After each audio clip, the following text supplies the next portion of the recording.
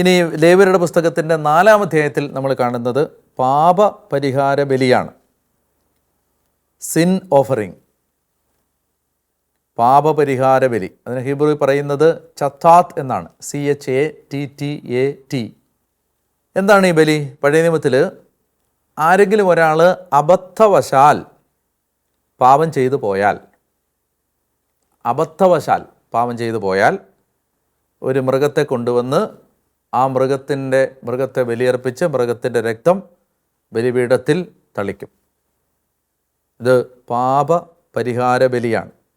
അതായത് ആരെങ്കിലും അറിവില്ലായ്മ മൂലം പാപം ചെയ്താൽ ഈ മൃഗത്തെ കൊണ്ടുവന്ന് ആ മൃഗത്തിൻ്റെ രക്തമെടുത്ത് അത് ശ്രീകോവിലിലും ബലിപീഠത്തിലുമൊക്കെ തളിക്കുന്ന അങ്ങനെ ഒരു ബലിയായിരുന്നു അത്, പാപത്തിന് പരിഹാരമായിട്ട്. പുതിയ നിയമത്തിലേക്ക് വരുമ്പോൾ മനുഷ്യകുലത്തിൻ്റെ മുഴുവൻ പാപങ്ങളും ഏറ്റെടുത്ത് തന്നെ ബലിയാക്കി മാറ്റിയ കർത്താവായ യേശുവിൻ്റെ കുരിശിലെ ആ ബലി മനുഷ്യൻ്റെ പാപപരിഹാരത്തിന് വേണ്ടി അർപ്പിക്കപ്പെട്ട ബലിയാണ്. അതുകൊണ്ടാണ് കുർബാനയുടെ സ്ഥാപന വചനത്തിൽ ഇത് പാപമോചനത്തിനായി അനേകർക്ക് വേണ്ടി ചിന്തപ്പെടുന്ന എൻ്റെ രക്തമാണ് എന്ന് പറയുന്നത്. മാരക പാപങ്ങൾ നമ്മൾ കുമ്പസാരക്കൂട്ടിൽ ഏറ്റുപറഞ്ഞ് മോചനം പ്രാപിക്കും. സഭയുടെ പ്രബോധനം അനുസരിച്ച് വിശുദ്ധ കുർബാനയിൽ വീനിയൽ സിൻസ്, ലഘുപാപങ്ങളെല്ലാം തന്നെ പരിഹരിക്കപ്പെടുന്നുണ്ട്. ഞങ്ങളുടെ മലങ്കര കുർബാനയിൽ ഈ വിശ്വാസ പ്രമാണത്തിന് മുമ്പ് ഒരു അബ്സല്യൂഷൻ പ്രാർത്ഥനയുണ്ട്. എന്ന് പറഞ്ഞാൽ ഒരു പാപമോചന പ്രാർത്ഥന തന്നെയുണ്ട്. അതിൻ്റെ അവസാനം എങ്ങനെയാണ്? ദൈവത്തിൽ നിന്ന് കടങ്ങൾക്ക് പരിഹാരവും പാപങ്ങൾക്ക് മോചനവും 2 ലോകങ്ങളിൽ എന്നേക്കും ഉണ്ടാവട്ടെ എന്ന് പറഞ്ഞ് കുമ്പസാരക്കൂട്ടിലെ അതേ അബ്സല്യൂഷൻ തന്നെയാണ് കുർബാനയിലും ലഭിക്കുന്നത്. അതൊരു പാപപരിഹാര ബലിയാണ്.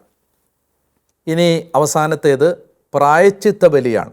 അവസാനത്തെ ബലി പ്രായശ്ചിത്ത ബലിയാണ്. അതിനെക്കുറിച്ച് നമ്മൾ കാണുന്നത് 5-ാം അധ്യായത്തിൻ്റെ അവസാനത്തെ ഭാഗത്താണ്. 5-ാം അധ്യായത്തിൻ്റെ അവസാന ഭാഗത്താണ് നമ്മൾ പ്രായശ്ചിത്ത ബലിയെക്കുറിച്ച് കാണുന്നത്. ഗിൽറ്റ് ഓഫറിങ് എന്നാണ് അതിനെ വിളിക്കുന്നത് ഇംഗ്ലീഷിൽ. Guilt offering. ഹീബ്രുവിൽ അതിനെ ആഷാം എന്നാണ്, ASHAM. പഴയ നിയമത്തിൽ ഇത് പാപപരിഹാര ബലിക്ക് തുല്യമാണ്.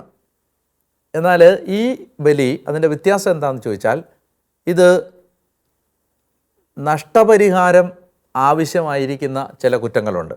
ഉദാഹരണത്തിന് ആരുടെയെങ്കിലും വസ്തു മോഷ്ടിച്ചെടുത്താൽ അതിന് നഷ്ടപരിഹാരം കൊടുക്കണം. ആരെങ്കിലും വഞ്ചിച്ചാൽ അതിന് നഷ്ടപരിഹാരം കൊടുക്കണം. അങ്ങനെ നഷ്ടപരിഹാരം കൊടുക്കണമെന്ന് ബാധ്യതയുള്ള പാപങ്ങൾക്ക് പരിഹാരമായിട്ട് അർപ്പിക്കപ്പെടുന്ന ബലിയാണ് പ്രായശ്ചിത്ത ബലി. കുറ്റം ചെയ്തയാൾ നഷ്ടപരിഹാരവും പിഴയും കൊടുത്തതിന് ശേഷം ഈ മൃഗത്തെ പ്രായശ്ചിത്തമായിട്ട് അർപ്പിക്കണം. എന്ന് പറഞ്ഞാൽ നമ്മൾ ഏത് പാപം ചെയ്യുമ്പോഴും നമുക്ക് അത് മനുഷ്യരോട് ചെയ്യുന്നൊരു ദ്രോഹമുണ്ട്, ദൈവത്തോട് ചെയ്യുന്നൊരു ദ്രോഹമുണ്ട്. 2 തലമുണ്ടല്ലോ പാപത്തിന്. അപ്പം അങ്ങനെ വരുമ്പോൾ ഒരാൾ പാപം ചെയ്താൽ ഈ പാവം ആരോടാണ് ചെയ്തത് അയാൾക്ക് നഷ്ടപരിഹാരം കൊടുക്കണം, പിഴ കൊടുക്കണം. എന്നിട്ട് കർത്താവിനോട് പ്രായശ്ചിത്തം അപേക്ഷിച്ച് ഈ പ്രായശ്ചിത്ത ബലി അർപ്പിക്കണം. മനുഷ്യൻ്റെ പാപം ദൈവത്തിന് അനന്തമായ നീതിക്ക് വരുത്തിയ കടം വീട്ടാൻ ഒരു മനുഷ്യന് സാധിക്കില്ല എന്ന് നമ്മൾ സങ്കീർത്തനത്തിൽ വായിക്കുന്നുണ്ടല്ലോ. എത്രയായാലും അത് തികയില്ല, മനുഷ്യന് തൻ്റെ കടം വീട്ടാൻ കഴിയില്ല. അപ്പോൾ അതുകൊണ്ട് ക്രിസ്തു ഒരു പ്രായശ്ചിത്തമായി, നമ്മുടെ എല്ലാ പാപത്തിനുമുള്ള പ്രായശ്ചിത്തമായി തന്നെ കുരിശിൽ അർപ്പിച്ചു. അതുകൊണ്ട് നമ്മുടെ സഭയുടെ വിശ്വാസം അനുസരിച്ച് വിശുദ്ധ കുർബാന നമ്മുടെ പാപങ്ങൾക്കുള്ള പ്രായശ്ചിത്ത ബലി കൂടെയാണ്. നമ്മൾ ദൈവത്തോട് മനുഷ്യരോടും ചെയ്ത പാപത്തിൻ്റെ കടം വീട്ടാൻ ഈ ബലി പിതാവായ ദൈവത്തിന് അർപ്പിക്കുകയാണ്. ഈ കുർബാനയിൽ പങ്കെടുക്കുമ്പോൾ എന്തെല്ലാം വിധത്തിലാണ് ഒരു കുർബാന നമുക്ക് അനുഗ്രഹമായിട്ട് മാറുന്നത്.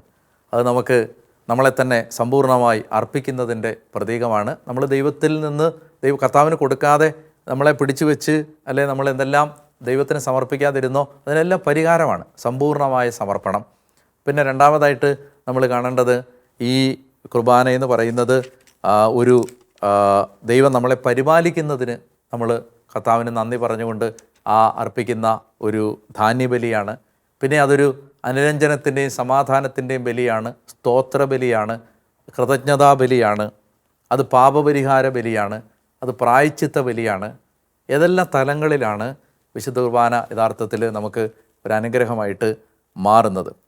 അതുകൊണ്ട് നമുക്ക് ഇന്നത്തെ ദിവസം നമ്മൾ ഈ ചിന്തകൾ മനസ്സിൽ വെച്ചുകൊണ്ട് മുന്നോട്ട് പോകാം.